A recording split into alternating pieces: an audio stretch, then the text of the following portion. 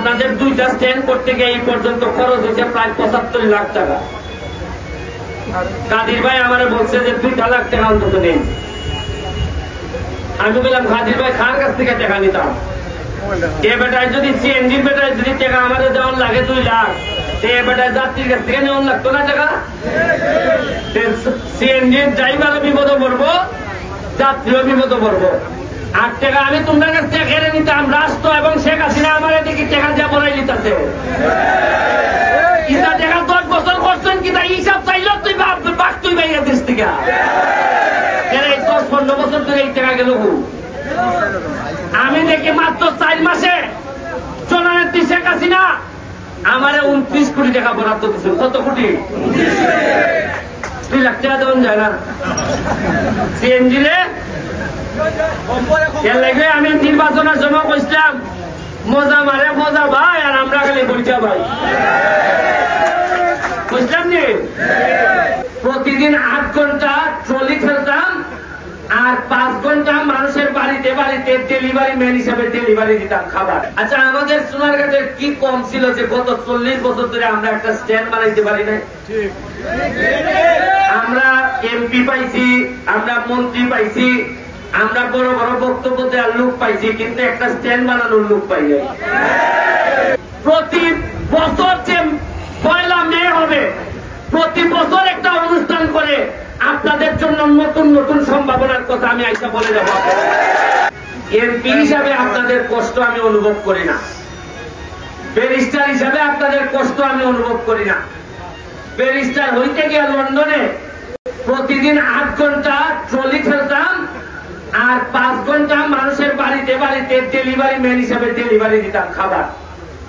ওই সময় আমি বুঝতাম যে 8 ঘন্টা পরে 5টা মিনিট কাম করতে শরীর চলতো না। মনে হইতো কখন বাসায় যায় মুখে একটা রেস্ট নিব, একটু বিছনার মধ্যে পড়ে থাকবো। সুতরাং আপনাদের এই কষ্টগুলো আমি একেবারে ঘাম দিয়ে বুঝার চেষ্টা করি, এবং আমি বুঝি বলেই নির্বাচিত হওয়ার পরেই প্রথমে যখন ময়লা পরিষ্কারের জন্য পানিতে ডুব দিয়েছিলাম, ডুবতে উঠে আমার মনে হয়েছে সিএনজি একেবারে তার বাসস্থান ছাড়া থাকতে পারে না। আপনারা অনেকে মনে করেন যে আমরা মনে হয় দোষাদোষি করি। দোষাদোষি করি না রে ভাই। যে আমাদের ভাগ করে নষ্ট করছে তার ব্যাপারে কিছু দীর্ঘ নিঃশ্বাস ফেলানোর অধিকার তো আমাদের আছে। আচ্ছা, আমাদের সোনারগাঁয়ের কি কম ছিল যে গত 40 বছর ধরে আমরা একটা স্ট্যান্ড বানাইতে পারি না? আমরা এমপি পাইছি, আমরা মন্ত্রী পাইছি, আমরা বড় বড় বক্তব্য দেওয়ার লোক পাইছি, কিন্তু একটা স্ট্যান্ড বানানোর লোক পাই নাই। আরে খালি স্ট্যান্ড কেন?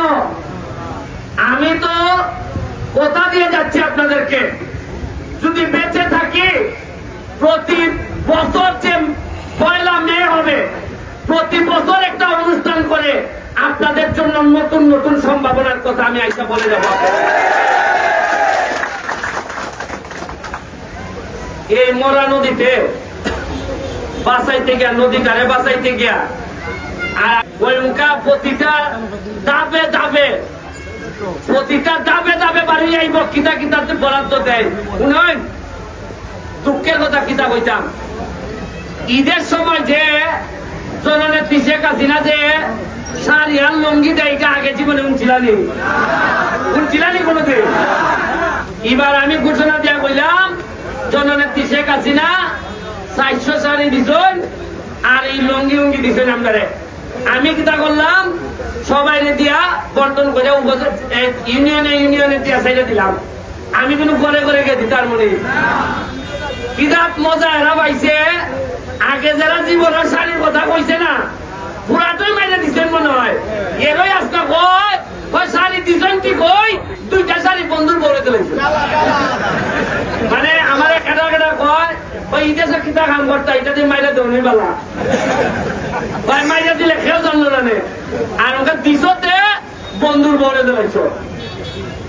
এরপরেও নয়, আমি ব্যারিস্টার সুমন, আমার বাপ বাচ্চা আসেননি বাচ্চা, আমার ভাই দেশে তখন তাহলে লন্ডন, আমার সব বই তখন পুরানো কানাডা আমেরিকা, আমার বউ বলা বলিও নাই, আমার ভাই নাই, আমার চাচা নাই, আমার মামুন যে লাইন আসবে নিলেন সব মিলে গিয়ে আপনার মেসাব ওই পোকাওরা শুনছেন নি কোনোদিন আমার কোনো মামুন না। এর বড় আমি যে আপনারা কিছু লোক লইয়া চলে এরা কিলায় আপ তুলে লাগছে, কিলায় ওই কিতা কয় আর বেস্টার মেশিন কিনে লাগছে। আল্লাহ যে বাঁচাইছেন, যদি আমার বাইন চাষতো বাইন থাকতো ডেলি মনে হয় আমার একবার ওখানে ছেড়ে দিলাম। এখন আমার সাথে যারা থাকে ভাই, আমি না ওই সিদ্ধান্ত নিছি আগুনে বুঝা যতদিন এমপি আছি একটা দেখা বানাইতাম না। আমারে যারা খাদির ভাই আমার সাথে আছে, সাজিদ আমার সাথে আছে, সিএনজি সেক্রেটারি, এরা কি আমার মতো বাবা আমার পিছে যারা আছে এরা কি সংসার নাই? এরা কি একটা উনানা আবেদন করলে অসুবিধা আছে? এই আবেদনে এরা করতে পারতো না। আর হবিগঞ্জের কিছু লোক এরা আমরার সম্পদ খায়। এখন আমরার কোন পালা নেতা তৈরি হইলে কেমনে সংবাদপত্রের নিউজ ইটাইটা করে আমরা নেতা লাইন নষ্ট করতো, ইটার লেগে এরা বুঝে। এমন কোন ব্যবসা বাদ আছে হবিগঞ্জে যায় না? পার্সেন্টেজ যায় না? শ্রীমঙ্গল যায় না পার্সেন্টেজ? বলে না আরেকটা জিনিস শুনুন, ইটা কইলে তো বেলা আমি খাইছি খুব। ওই যে চা বাগান আছে না, আমরা চা বাগান আছে নি, চা বাগানের কম এরা চা বাগানের শ্রমিকরা বাঙ্গারা আটা খায়, জানেন নি আপনারা? এই কম বাঙ্গা দেওয়ার যে ব্যবসাটা, এই ব্যবসাটা আগে আছে সোনারঘাটে। এই ব্যবসাটা বাড়ি দিয়ে লয়ে গেছেন গিয়ে শ্রীমঙ্গলের লোকে, উনানের লোকে। এখন নেওন জ্ঞানে এখন সোনারঘাটের মানুষ আমার ইয়ে করতেছে, কয় ভাই শ্রীমঙ্গলের মানুষে এরার বাগানের ব্যবসাও করে, আবার আমদার বাগানের ব্যবসাও করে। আমদার কি সোনারঘাটের মানুষের কি সোনারঘাটের ব্যবসা করার অধিকার নাই? এই কথা কইলেও সাইটিটা মানুষে কয় কয়েকটা আমরা সোনারঘাটের মানুষে বলে সান্দাবাজি আরম্ভ করছে। মানে ব্যবসা পালাও করতে পারো তুমি, তাও তুমি বিপদ করবা।